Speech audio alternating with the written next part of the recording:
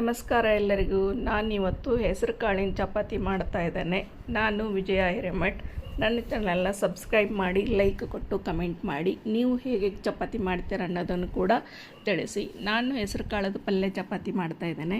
ಹೆಸರು ಕಾಳು ಪಲ್ಯ ಇತ್ತು, ಇದಕ್ಕೆ ಸ್ವಲ್ಪ ನೀರು ಸೇರಿಸ್ಕೊಂಡು ಚೆನ್ನಾಗಿ ರುಬ್ಕೊಂಡಿದ್ದೇನೆ, ಪೇಸ್ಟ್ ಮಾಡ್ಕೊಂಡಿದ್ದೇನೆ.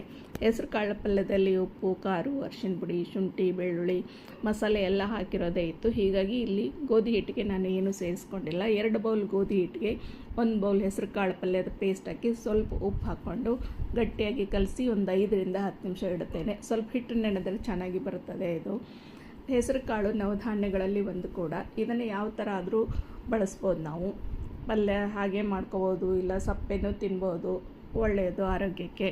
ಚಪಾತಿನ ನೀವು 1 ಲೇಯರ್, 2 ಲೇಯರ್, 4 ಲೇಯರ್ ಹೇಗೆ ಬೇಕೋ ಹಾಗೆ ಲಟ್ಟಿಸ್ಕೊಂಡು ಹೆಂಚು ಕಾಯಿಸ್ಬೇಕು. ಮೊದಲು ಹೆಂಚು ಕಾದ ನಂತರ ಒಂದು ಕ್ಲೀನಾಗಿ ಒಂದು ಬಟ್ಟೆಯಿಂದ ಒರೆಸ್ಕೊಂಡು ಸ್ವಲ್ಪ ಕೂಲ್ ಆಗೋ ಥರ ಮಾಡಿಬಿಟ್ಟು ಚಪಾತಿ ಲಟ್ಟಿಸ್ಕೊಂಡದನ್ನು ಹಾಕಿಬಿಟ್ಟು 2 ಕಡೆ ಬೇಯಿಸಬೇಕು. ಒಂದು ಕಡೆ ತಿರುವಿ ಹಾಕಿದ ಮೇಲೆ ಎಣ್ಣೆ ಹಾಕಿ ಬೇಯಿಸಬೇಕಾಗತ್ತೆ.